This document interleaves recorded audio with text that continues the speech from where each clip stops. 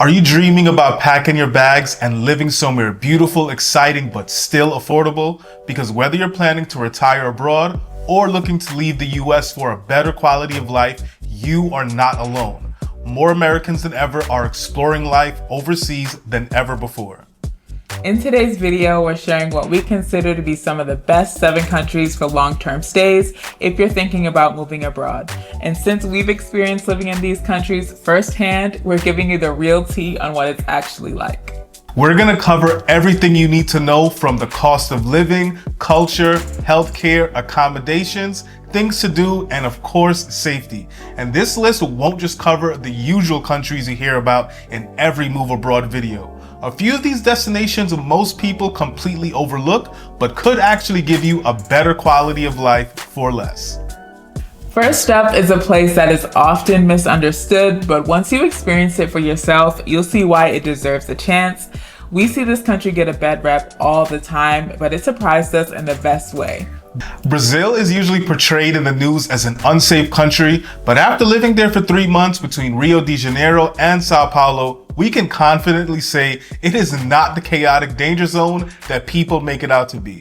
Like anywhere else, you need to stay aware of your surroundings, but we really never felt unsafe. Plus, there is a noticeable police presence, which gave us an extra layer of security day to day. As a US citizen, you can stay in Brazil for up to 90 days on a tourist visa, and you can apply for an extension while you're there for another 90 days, giving you 6 months in total. Brazil has rolled out digital nomad visa programs lasting a year, and that could be perfect if you're planning an even longer stay and can meet the income requirements. They also have a retiree visa as well. To qualify, you need to be at least 60 years old and receive a pension income of at least $2,000 per month. If you're looking for affordability, especially in iconic cities, Brazil delivers. In Rio, we rented a studio apartment that was just 1 block away from Copacabana Beach, and it cost us around $1,300 a month right through Airbnb. But keep in mind, if you're there for a long-term stay, apartment prices are going to be way better than what we paid. But being that close to one of the most famous beaches in the world, surrounded by the energy of Rio, its beautiful beaches, it made it completely worth it. And Rio isn't just about the beach. You've got a bucket list of experiences pretty much right outside your door. There's Christ the Redeemer, Sugarloaf Mountain, and the vibrant boardwalks of Copacabana. Rio has a contagious energy that makes you want to stay outside, but we actually spent majority of our time living in Sao Paulo, and honestly, it felt way more laid back and realistic for daily living. In Sao Paulo, day-to-day life was even more affordable. As a couple, we were comfortably spending less than $100 a week on our groceries, and for our lodging, we spent $1,300 a month for our Sao Paulo Airbnb. It was more modern and more spacious than our Airbnb in Rio, and had a gym and other amenities in the building as well. Getting around in Brazil is very easy and affordable. We relied mainly on Uber, which is widely available and very affordable. Even a 20 to 30 minute ride was just a couple of dollars. And Brazil has other incredible cities for long-term living as well. We're going to put a few of those cities on the screen that are also worth considering. But beyond the beaches and vibrant cities, what truly stood out to us about Brazil was the incredible diversity and warmth of its people. As Americans living abroad, blending in was effortless because Brazilians come in every shade. Whether you're black, white, or Asian, mixed, you'll find yourself reflected in the people around you. And Brazilians, they're some of the most welcoming and fun people we've ever met. And for our remote workers, we got y'all. Reliable Wi-Fi is non-negotiable. Wi-Fi was never an issue in our Airbnbs or at cafes when we worked to switch up the vibe. Now let's talk healthcare, because you never know what can happen. As a nomad couple, we need a healthcare plan that supports us no matter where we are in the world. We've been using Safety Wing's Nomad Insurance Essential since the very beginning of our full-time travel journey to cover medical emergencies, but we're not getting any younger and we need more coverage. But the good news is that Safety Wing now has an even better option for digital nomads and full-time travel families who want some high-quality, worldwide healthcare solutions. So with their Nomad Insurance Complete package, you can get the care that you need from any public or private hospital. It's going to include regular checkups and routine screenings. Nomad Insurance Complete also has important travel benefits like coverage if your passport gets stolen or if an airline loses your checked luggage.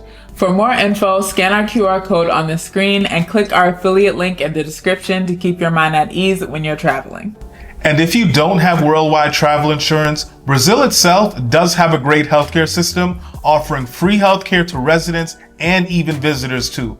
The downside though is that public hospitals can be crowded. Their private healthcare though is high quality and still way cheaper than what you pay in the US. Many expats do opt to pay for out-of-pocket private services to get local health insurance plans.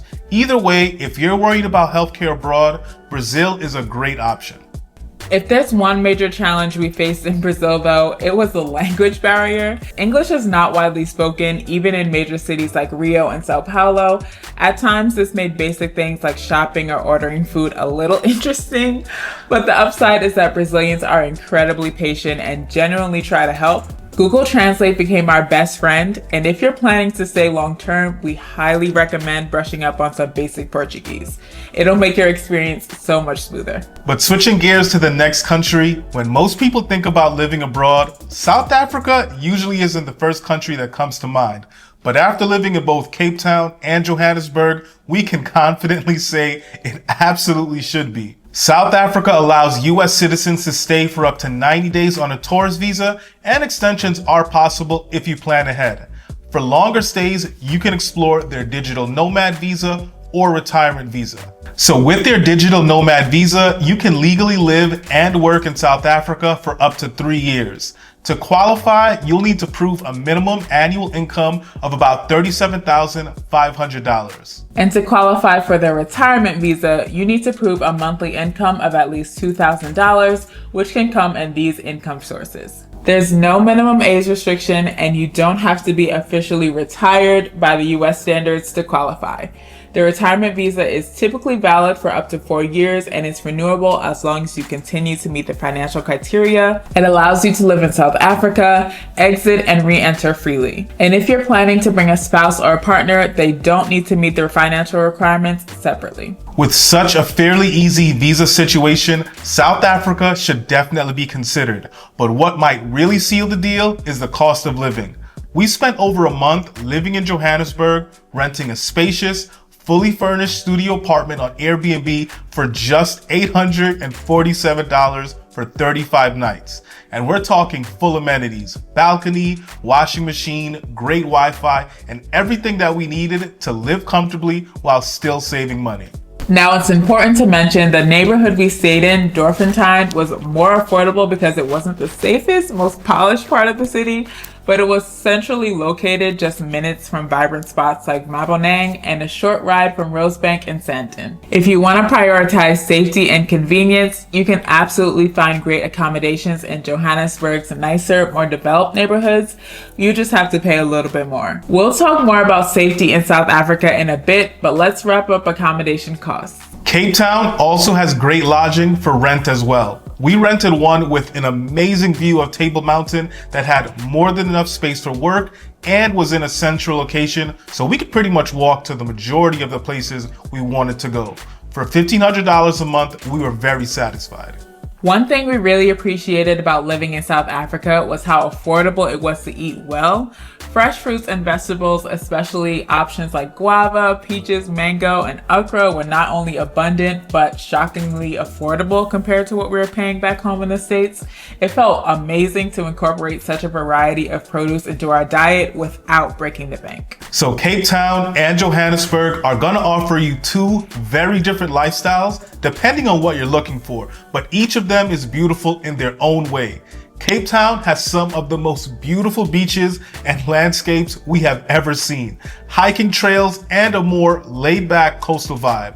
Johannesburg, on the other hand, is so rich in history and is the heart of South Africa's economy. It's busier, packed with culture, energy, and lots of opportunity for city living. But each of them is going to have so much for you to explore. One major advantage South Africa offers over many other countries is the language. English is one of the official languages and it's widely spoken, making daily life like handling business and social interactions much easier for American expats. It's also worth mentioning that as Black Americans in South Africa, we truly felt like we belonged just because of how easily we blended in.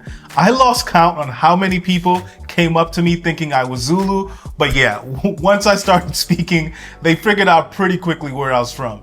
But it really did feel great to be a part of the majority for a change. It's hard to explain the feeling of walking down the street and not being the only person who looks like you. And if you're wondering about healthcare options, South Africa is similar to Brazil in that both countries provide public healthcare. But most expats and long-term visitors opt for private healthcare since it's a fraction of what you would pay in the US, but with shorter wait times and a higher standard of care. Monthly premiums will typically run between $65 and $200 depending on your coverage. Now, there aren't too many cons about living in South Africa, but there are some things you're gonna want to consider. One of them is load shedding, which are these scheduled power outages that can happen a few times a week, depending on where you are.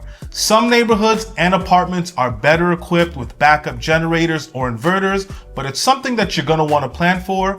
Make sure that your accommodation is upfront about their load shedding schedule and backup solutions before booking long term. The other thing to consider is safety. You'll hear it brought up often when talking about South Africa. It's a valid concern, but overblown from our experience. We will say that Cape Town felt safer than Johannesburg, especially when it came to walking around and exploring new areas. But that being said, Johannesburg's safety really depends on where you stay. In more developed neighborhoods like Rosebank, Sandton, and Melrose Arch, we felt completely comfortable. But like any major city, it's going to come down to being aware of your surroundings, choosing the right neighborhood, and just using common sense. And if you do that, you can live very comfortably in either city. Let's move on to our next country, which might come as a big surprise as an option for a long-term stay. But first, if we have been sharing some helpful info, hit that like button and subscribe because we have a ton of travel guides and detailed videos on all of these destinations so you can get a better idea of what life abroad would be like for you. So this next country is somewhere you might not expect and doesn't get nearly as much attention, but left a big impression on us. Albania is probably one of the most underrated countries we've ever visited. And here's the best part. Albania is one of the very few countries where US citizens can stay visa-free for up to 1 year. No visa applications, no extensions, no jumping through hoops. You can just show up and you're good to go for 12 whole months. And if you want to stay in Albania for more than a year, there are plenty long-term visa options available that make it really straightforward and easy to settle down. So after the generous 1-year visa-free stay, you'll need to apply for a residence permit if you want to remain longer. Most permits are initially valid for another additional year and can be renewed annually for up to 5 years, after which you may qualify for permanent residency. The two main resident permit pathways are the digital nomad visa for remote workers and the retirement visa for those with a steady pension income. For digital nomads, the income requirement is quite accessible at around $315 per month. And for retirees, to qualify, you need to prove a stable retirement income of about $13,000 a year. The process is largely digital and efficient, with most applications processed in under a month. It doesn't get much better than that as far as visas go, but Albania is also incredibly budget friendly, especially compared to other parts of Europe.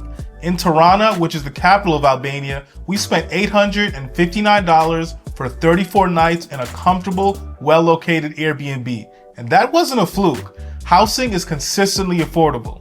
We saved on groceries as well too, staying under $100 a week to feed both of us. And I could eat. While our home base for our stay was in Tirana, we also did a 7-day road trip through the country and spent a couple of days in Durrës and also in Saranda. Both are coastal cities with great views, beach access, and a more relaxed vibe than Tirana. While the cost of living is slightly more in Durrës and Saranda, you can live very well on a modest budget in either city. And if we could do it again, we would actually use one of those cities as our home base instead. In particular, Saranda is ideal for its close proximity to Samil, where you can get some of the clearest and prettiest water you can find anywhere in Europe. When it comes to healthcare, Albania has both private and public options, and private care is very affordable. A basic doctor's visit might cost just $20 to $30 out of pocket, and you can get comprehensive private health insurance for under $1,000 annually. Albania checks a lot of boxes and is also a very safe country. Honestly, we felt at ease walking around at all hours, even in busier areas of Tirana and by the beaches in Saranda. Safety wasn't something we ever had to stress over there, and people were kind and respectful. For a country that's not super high on most people's radar, Albania felt peaceful, and that definitely matters when you're thinking long term. Now, I know that we've been singing Albania's praises, but there are some downsides we need to call out too. One of the main ones for us is that it is very much a cash-based society. Even in touristy parts, many places are still cash only. It's not a huge problem, but it is something to consider. Also, transportation isn't the greatest in Albania either. There isn't a major train system like some other countries, and Uber doesn't operate there either. We got around by using taxis and other rideshare apps like Clust, but again, you will have to use cash for those because American cards don't work with them in our experience. Trust me, I tried. There are buses that you can use to get around though. We had some friends who use them without any issue. They're cost effective and go pretty much everywhere. But when you do visit, you'll want to do a road trip so you can explore. Driving in Albania is exactly the same as driving in the US, but back to the cons. Driving there can be challenging at times because the streets are very narrow in certain parts. Sometimes it's even one lane for both directions. We still think it's worth visiting, but if you want somewhere closer to the US with enticing advantages for expats and retirees, you might want to consider looking into Panama. For American citizens, entering Panama is relatively straightforward. You can stay in Panama for up to 180 days without needing to apply for a visa beforehand. If you're remote workers like us, you can look into their digital Nomad visa, which is valid for 18 months. Just make sure you meet the requirements. You need to prove a minimum income of $3,000 per month or $36,000 per year from foreign sources. And if you're a retiree, Panama's Pensionado visa is one of the most popular retirement programs all across the world. It offers permanent residency if you meet the requirements. As long as you are 18 years or older and earn at least $1,000 per month from one of these sources, you can qualify. If you have any dependents, you'll just need to add $250 a month for each of them. The retiree visa also grants generous benefits to retiree visa holders. We'll put some of them on screen for you. Panama is also just a short flight from major cities in the US, making it very convenient if you plan to visit home often or need to bounce back and forth for family, business, or other reasons. Flights are affordable and frequent, which takes a lot of stress out of living abroad long term for you. And another huge plus, you don't even have to worry about currency exchange. Panama uses the US dollar right alongside their local currency, the Balboa. So your daily transactions, banking, rent, it'll all happen in dollars, which will make budgeting and managing finances simple and straightforward. It's also surprisingly affordable compared to most major US cities. While prices have risen in recent years, your money will still go a lot further in Panama. Coming from Long Island, New York, we found accommodations to be not only affordable, but much more modern in comparison.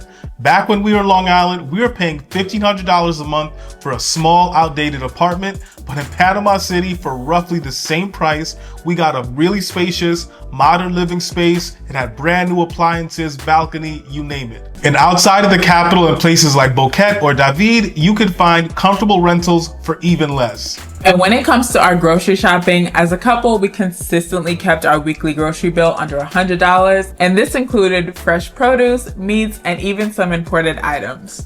While grocery shopping was affordable, we found that some restaurant prices are similar to what we were used to back home, so we treated dining out as an occasional treat. Another major benefit about the cost of living in Panama is transportation. You can get around with Uber, with rides typically costing you less than $4, even when you're going 20 to 30 minutes away. Uber works exactly like it does in the States, and not to mention, Panama City is also incredibly walkable too. Coming from New York, one thing we absolutely love about Panama is how diverse it is. Walking down the street feels just like being back home because you'll see people from all walks of life living their best lives. And one thing about living in Panama, you can rest assured that you're going to eat very well. There's so many delicious restaurants because it's a melting pot of Latin American and Caribbean people. And in terms of safety, Panama is generally considered one of the safest countries in Central America. Of course, just like any other country, we're sure that there's some neighborhoods that you're going to want to avoid, but overall, we felt very comfortable living there. And for healthcare, Panama provides expats with high quality, affordable care and flexible insurance options to fit a variety of needs and budgets. There are numerous private hospitals that have modern facilities and specialized treatments at costs far lower than in the US. Routine doctor visits in private clinics typically range from $15 to $20, while public hospitals can be as low as $2 per visit. And while there aren't too many cons for living in Panama, we do have to mention the issue that they have with traffic, at least in Panama City. It can get extremely gridlocked at times. We actually have a video dedicated to the pros and cons of living in Panama. We'll put it on the screen somewhere for you and leave it in the description also. We would be crazy to not mention Thailand as a great option for living long term. With its vibrant cities, unbeatable lifestyle options, you can see why Thailand has earned its reputation as one of the best places to live abroad. We've covered it extensively in a couple videos already, so we're not going to spend too much time on it here. But here's a couple great things about Thailand that we will touch on. The cost of living is very affordable, with accommodations being the biggest expense for most people. You can find places to rent between $400 to $900 all across Thailand. Day-to-day expenses are super manageable as well. Buying local fruits and vegetables from neighborhood markets is the best way to save money, and even chain stores like Lotus have great prices and variety. If you want to enjoy Thailand's amazing food as well, you can definitely do that affordably and still save money. Another great thing is that you'll also feel incredibly welcomed and safe in Thailand. As a Black woman traveling solo at times, I felt very safe in Thailand. I never hesitated to call a Grab on my own, which is something I would definitely think twice about in many other countries. The comfort level here was very refreshing. And speaking of Grab, getting around Thailand couldn't be easier or more affordable. Their rideshare apps like Grab, Bolt, and InDrive are widely available and super budget friendly. What might cost $25 in the US could be as little as $3 in Thailand. There are lots of visa options too for all lengths of stay, and we dive deeper into them and a lot more in our essential tips you need to know video. We're gonna leave that in the description for you, as well as our full Thailand playlist. If Southeast Asia feels a little bit too far from home, Colombia is a fantastic alternative with many of the same benefits, but much closer to the US. It's affordable, vibrant, and packed with expat-friendly cities that might surprise you. Colombia has come a long way from its past reputation, and after spending time in both Cartagena and Medellin, we can say confidently it's one of the most affordable countries and definitely somewhere we can see ourselves living long term. The expat community is growing there as well, with Medellin becoming a known hub for digital nomads, entrepreneurs, and even some early retirees. Affordability is one of Colombia's strongest selling points. We stayed in a modern Airbnb in Medellin, and it cost us so much less than what a similar place would cost in the US. Cartagena, which is very tourist heavy, daily costs there were really manageable also. You could consistently find places to rent in their big cities for $600 to $1,200 depending on what you're looking for. We'll put a list of other viable places you can settle in on screen. Whether you're into nightlife, nature, or culture, Colombia will give you that and then some. The food scene there is also something to talk about. Some of our favorite restaurants we've ever been to are there, so trust me, you will eat well. It's one of the few countries that we have already visited multiple times, and the amazing food was a large reason why. What really makes Colombia such a great option is how easy the visa situation is. US citizens can get a 90-day tourist visa on arrival, and then you can extend it for another 90 days once you're in the country. That gives you a solid 180-day window per year. And then for longer stays, there are retirement, digital nomad, and investment visas that are really straightforward and accessible compared to a lot of other countries. It's a country that clearly wants you to stay and makes it very easy to do so. To qualify for the retirement visa, you need a monthly pension of about $900 to $1,000 per month. And you can qualify for the digital nomad visa with proof of income of at least $684 a month. Both of those visa options last for 3 years and can be renewed and offer a path to permanent residency and citizenship. But let's talk safety. Colombia's safety concerns are real in some areas, but context is everything. Major cities like Medellin, Bogota, and Cartagena have become much safer and more welcoming to foreigners over the past decade, thankfully, because millions of tourists and expats are living there and traveling without any incident. We felt safe in both Cartagena and Medellin when we visited by simply being aware of our surroundings and choosing the right neighborhoods to live in. And while feeling safe is key, having reliable healthcare is just as important, especially if you're planning to stay long term. American expats in Colombia have access to both public and private healthcare. The public healthcare system, known as EPS for short, provides comprehensive, affordable coverage, and that's going to include lab tests, diagnostics, medications, emergency care, and more. Public hospitals and clinics in major cities are modern and well equipped, but you can choose private health insurance either as a supplement or an alternative. You'll get access to faster service, English-speaking doctors, and top-tier private hospitals. Private insurance plans are affordable by US standards, often just $50 to $200 a month. But we saved the very best country for last, because if you're looking to stretch your dollar even further while still experiencing a rich, vibrant culture, Vietnam absolutely needs to be on your list. From delicious street food to stunning landscapes, living in Vietnam might just be the best decision for you. Vietnam offers some of the most affordable living you'll find anywhere in the world without sacrificing quality of life. In cities like Da Nang, Hanoi, and Ho Chi Minh, you can easily rent a modern, fully furnished one-bedroom apartment for anywhere between $300 to $800 a month. It'll include utilities, Wi-Fi, and even housekeeping services too. Daily expenses like groceries, dining out, and transportation are incredibly cheap compared to the US standards. Even in larger cities, you can live extremely well on a modest budget, often under $1,000 to $1,500 a month as a couple, depending on your lifestyle. Grocery shopping is straightforward and affordable, but honestly, eating out is so inexpensive and high quality that many expats barely cook at all. You can have an incredible meal for two for under $10 total. Even Western-style restaurants are reasonably priced compared to back home. For places to live, Vietnam offers a huge variety of options. You have ancient cities like Hanoi, fast-paced energy in Ho Chi Minh City, and for those looking for a relaxed beach lifestyle, Da Nang is a great option. It offers the best of both worlds with a beautiful clean coastline and stunning beaches. It feels more relaxed and livable than Hanoi or Ho Chi Minh City, and you're gonna find modern apartments, cafes, and co-working spaces. Really, everything that you need without the overwhelming hustle of a big city. Vietnam is also surprisingly remote work friendly. Internet speeds in major cities are fast and reliable, with many cafes and co-working spaces specifically catering to digital workers. Even mobile data plans are super cheap as well, giving you a backup option if you ever run into Wi-Fi issues.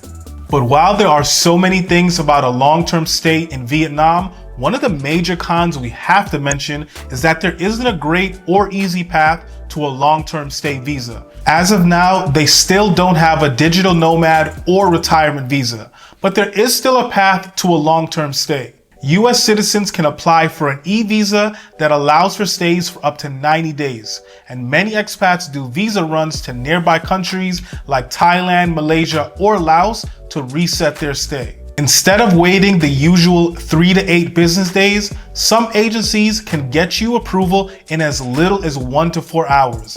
They'll help you handle all the paperwork and logistics to ensure that you're set to re-enter Vietnam with your new visa in hand. But on to healthcare. You can get high quality healthcare for a fraction of the cost in Vietnam. Things like an MRI and consultation with the results will be $200 to $300 there. Most visitors tend to use private hospitals or international clinics to make sure to get English-speaking doctors, and there are plenty of them available. However, private and international clinics can be expensive for serious conditions or emergencies, so comprehensive private or international health insurance is strongly recommended. And that's where having a plan like Safety Wing Nomad Complete will really come in handy. Now, if any of these countries sparked your interest, we would love to hear from you. Let us know in the comments, which country would you consider for a long-term stay? And if there are any others that we didn't cover that we should explore, let us know that too. And if you found this video helpful, it will mean a lot to us if you hit that like button and subscribe. It's free for you and it helps us to keep creating videos like this to help you plan your next big move. We'll see you in the next video. Bye.